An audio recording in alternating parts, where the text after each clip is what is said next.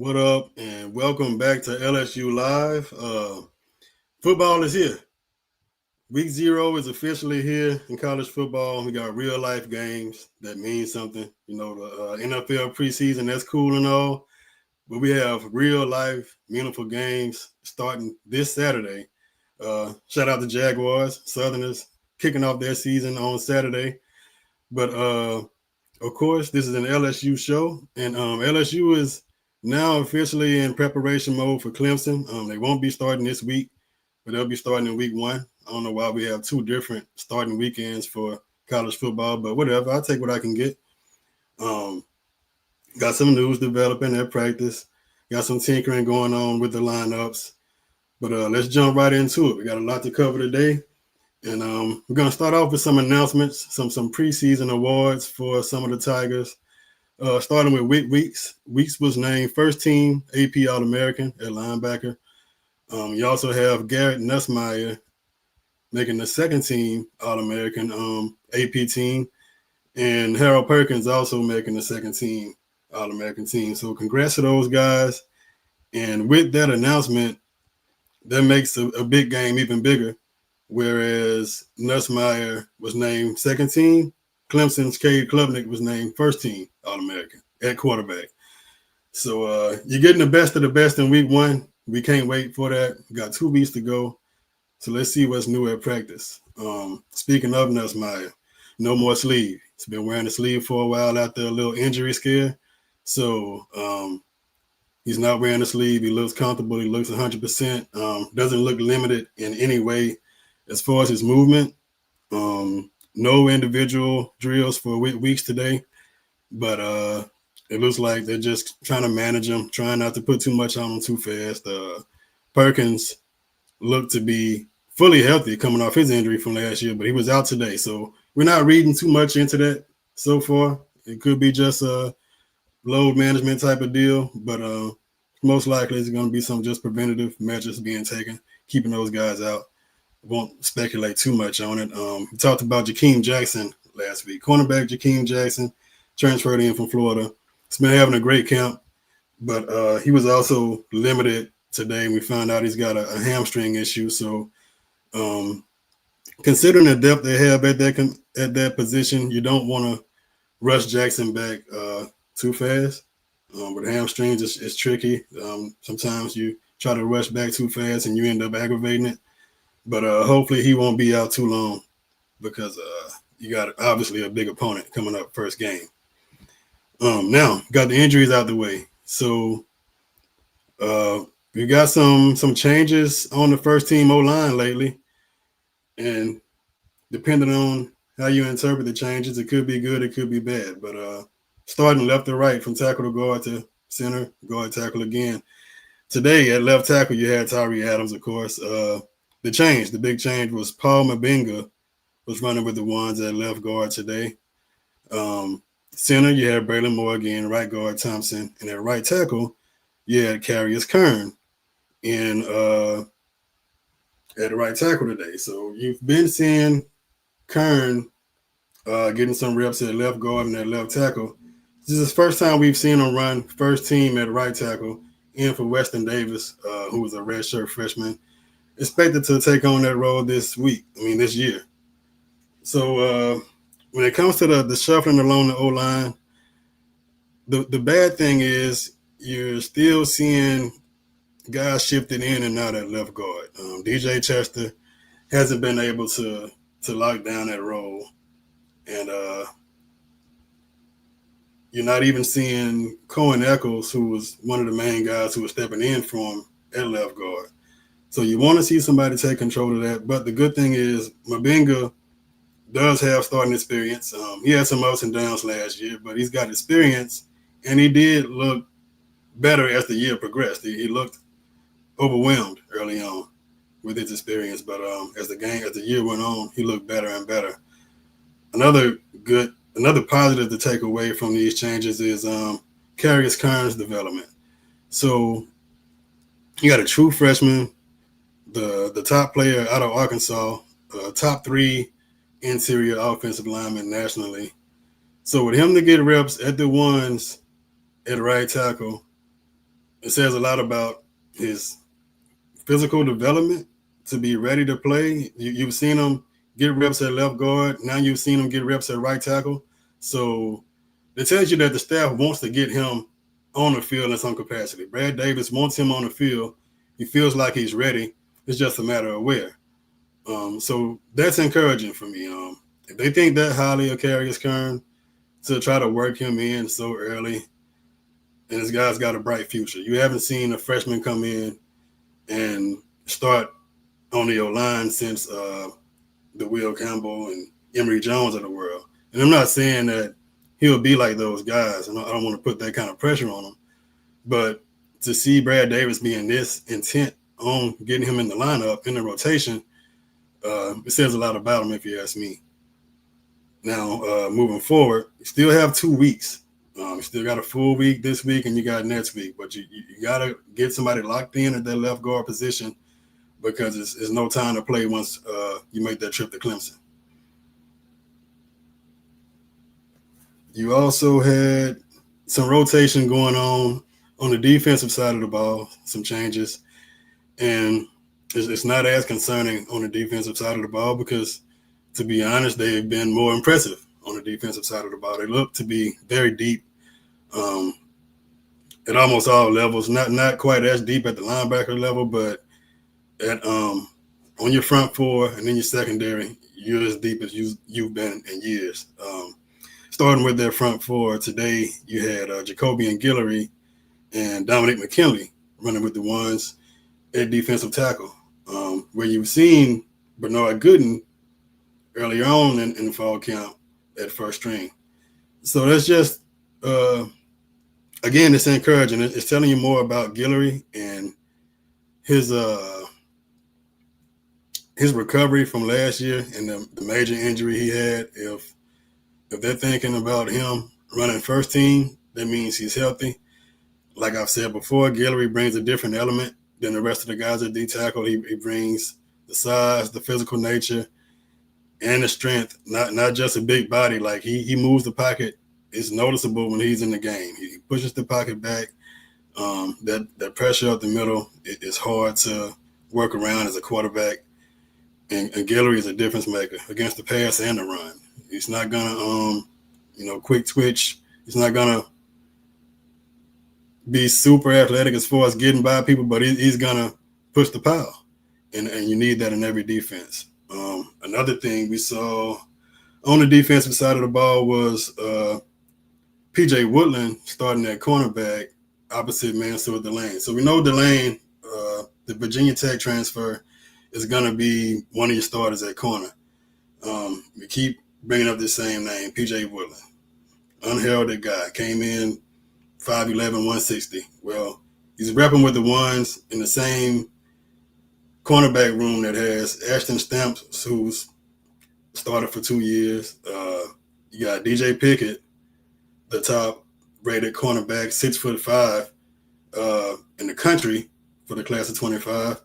And you got Jakeem Jackson, who, even though he's kind of gimpy right now, he's had a great camp. So for Woodland to run along with those guys, you just can't say enough about the competitive nature of that guy and what he brings. As a cover guy, Woodland is going to have a major role this year. And whether he's a starter or not, he's going to be important to the defense.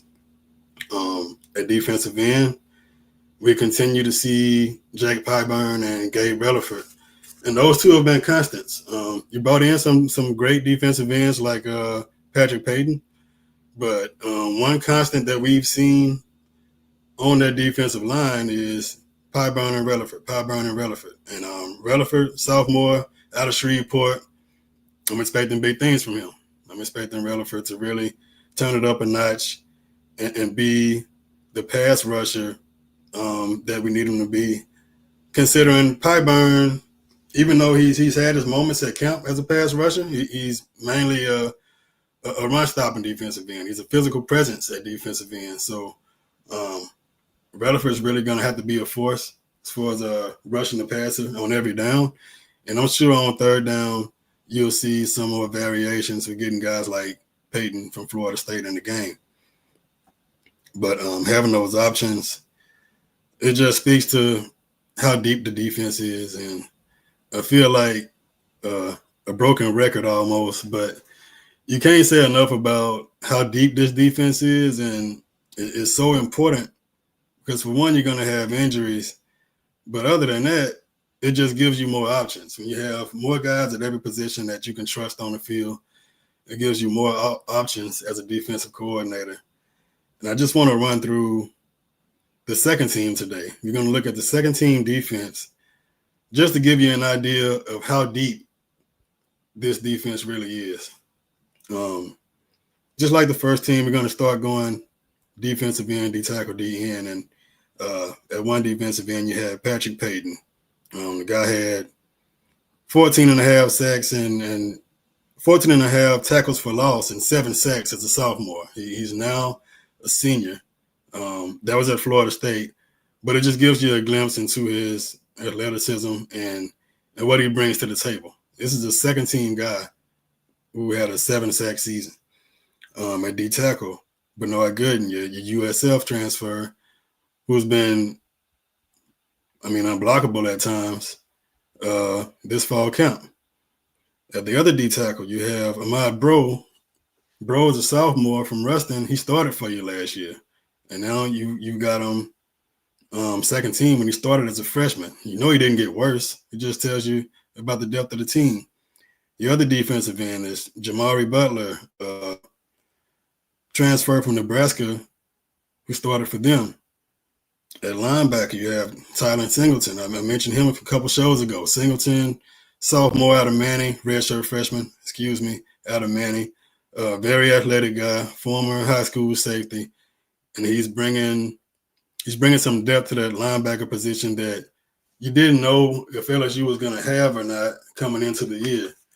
The other linebacker was Devon Keys, who started for you last year. Again, this is multiple starters that are now on second string, and it doesn't mean that they're bad. It just tells you a lot about how much depth LSU has built, really across the board, but especially on defense.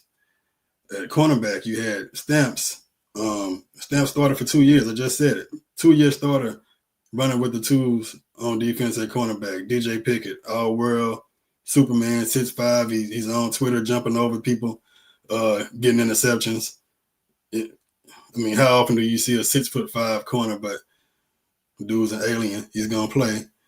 At safety, Javian Toviano, who even started some games as a freshman. Now he's a junior. He's played safety. He's played corner. He's played nickel. Toviano's been all over the place. Very experienced guy. But what people forget is he's a former top 100 guy. This guy is highly thought of. He's very highly regarded coming out of high school. It's just a matter of finding the right spot for him. But kudos for him. At least he's running second team now. And considering how deep their safety room is, there's nothing to gloss over. And Deshaun Spears also running with the tools. And as you know, Deshaun Spears started a few games as a true freshman last year out of Denham Springs. So it's just can't stress enough how much this staff has built the talent level up. You have guys that have been in the system, who have developed and have moved up the depth chart. You have guys that have transferred in, that have proven their worth. And it's just it's going to be very beneficial for Blake Baker to have this many people that he can trust on defense. And their defense is going to have to be good because the Clemson team that they're going up against is loaded. Today we're going to talk about how LSU matches up against Clemson and what they'll need to do to win that matchup with LSU's defense going up against Clemson's offense. And Clemson, of course, you're going to start with a quarterback. I've already mentioned it. He's first team AP All-American, Cade Klubnik. Klubnik is going into his third year as a starter, as a full-time starter. He played as a freshman, went back and forth with DJ, and I won't even bother saying the last name, but yeah, he went back and forth with him. And He got some valuable experience as a freshman. He took over the reins as a sophomore, and then he really took off as a junior. And he showed a full grasp of the offense, but also that he can make all the throws. You really could. You were better. You were able to better see what he was capable of as a junior when he was much more comfortable in the offense. And just to give an idea of how much he's improved um, his play and his understanding of the game.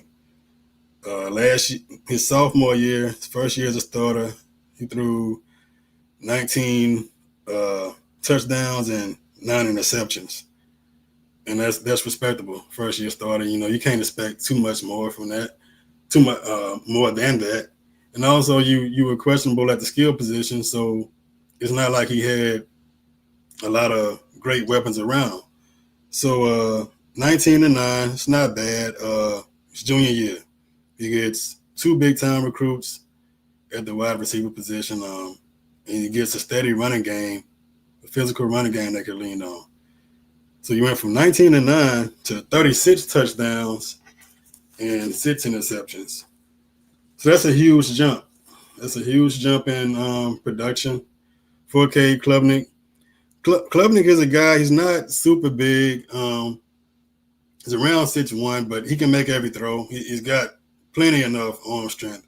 He's not gonna wow you with measurables, but he can make all the throws. He's accurate, and he's also he's a good runner. He's not Vic, but he's probably along the lines of a Trevor Lawrence, probably maybe even a little bit more mobile than Trevor Lawrence. But he's a good runner. He's a tough runner. But speaking of his toughness, one of the most impressive things I see from Klubnik is his ability or his willingness to take the hit and make the throw.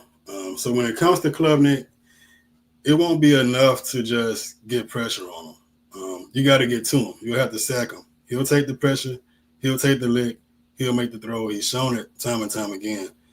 And he threw around 63% clip as far as completion rate, which is good. It's not great, but it's not awful. And you're also dealing with some new receivers. Like I said, he had 2 freshmen, but he's got one standout in Antonio Williams, who some people kind of look at as a first-round pick. I don't know if I'd have him that high, but he's a great weapon out of the slot. But they use him in a lot of ways, too. Williams is kind of like Clemson's answer to Aaron Anderson for LSU. You got a guy, he's not super big, probably in that 5'10" range, but he's dynamic. They use him on end arounds. They put him in jet sweep motion, but he's a complete receiver. He can run every route there is to run. He can get deep. They'll mostly use him out of the slot, but he's very dangerous after the catch. He's good in the return game. He's just a dynamic guy. He's a dynamic player, and he's a great complement to the bigger guys that they have outside. So you got Williams from the slot, but you also have rising sophomore and TJ Moore outside of the X receiver position. And Moore gives them that big body, that possession receiver. But you don't want to limit him to a possession receiver because he can get downfield.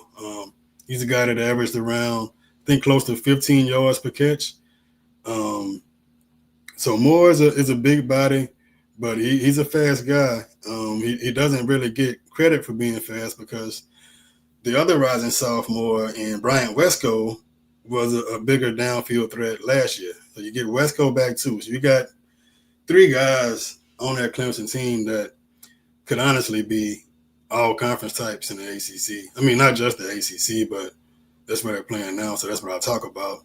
You got 3 high-level guys, 3 future NFL guys.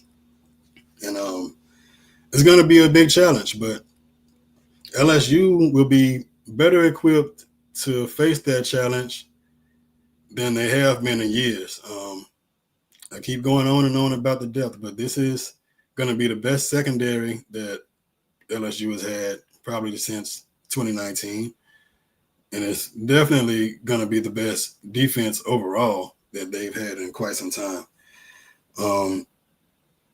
talking about Clemson, it's hard to really point out a lot of weaknesses, and it'll be the same way when I talk about their defense.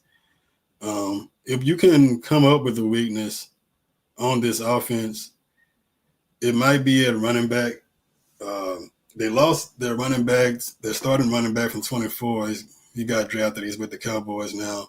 They had an injury. They had a transfer. And their starting running back right now is probably going to be a former wide receiver, but not along the lines of what you're probably thinking when you say wide receiver. This guy, Adam Randall, is a converted wide receiver for Clemson. He's 6'2" and 240 pounds. So I don't really hear about a lot of 240-pound wide receivers other than Megatron or something like that. But yeah, Randall he's an explosive 242. He's fast. He's got some experience in the return game, and yeah, he's not just a big body. Like, he can scoot. Now, can he press the line?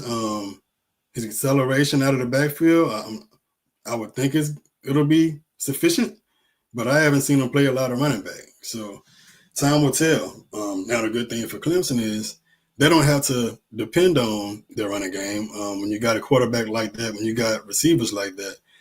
But at the same time, no matter how good your quarterback is, you don't want to turn into a one-dimensional team. So that's what LSU is going to have to do when it comes to stopping Clemson. They'll have to try to make them one-dimensional.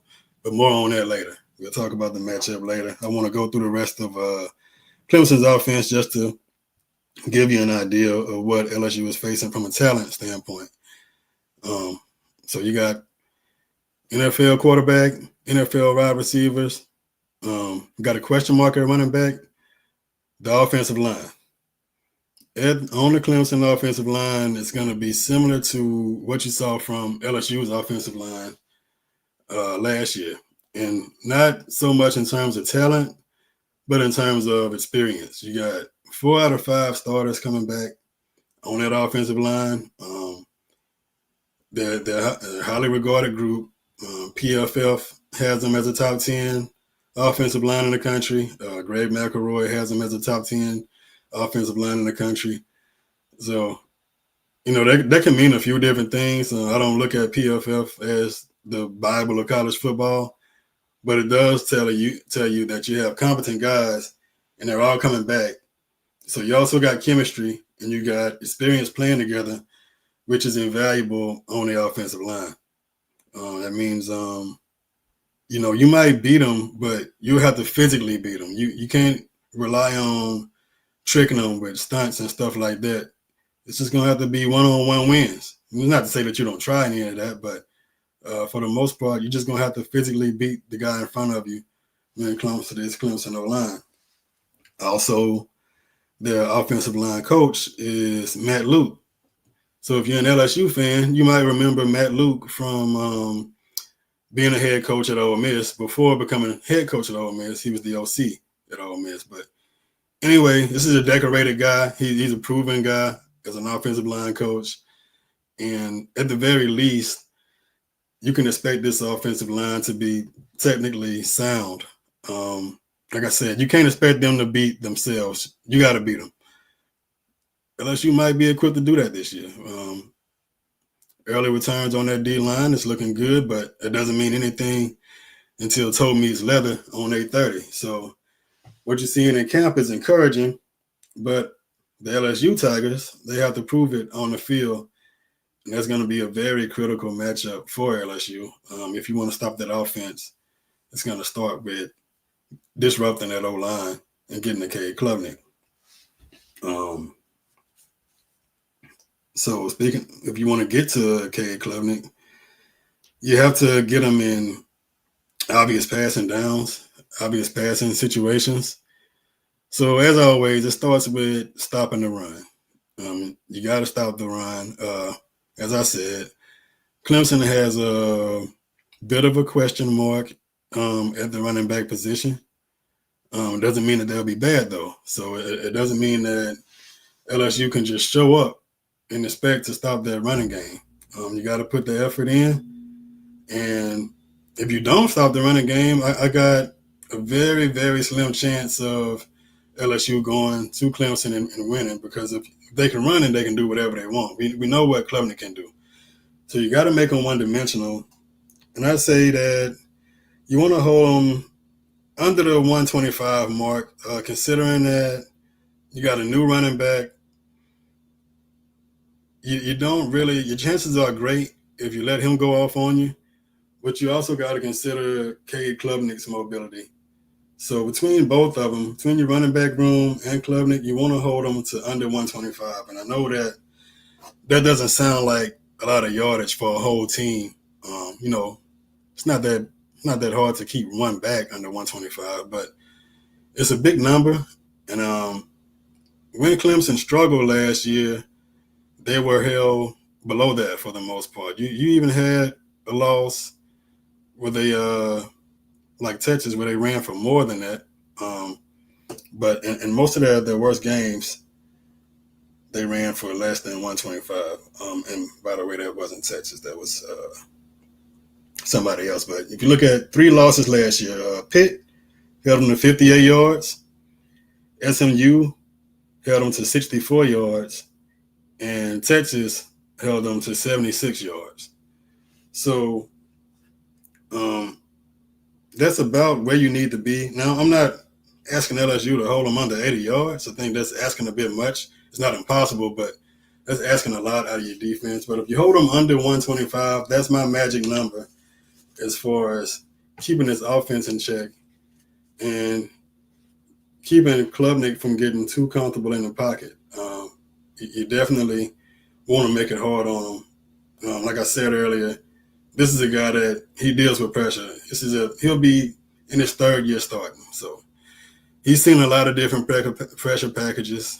He's seen a lot of different coverages, and it won't be easy to fool him. He's experienced. He's physically talented.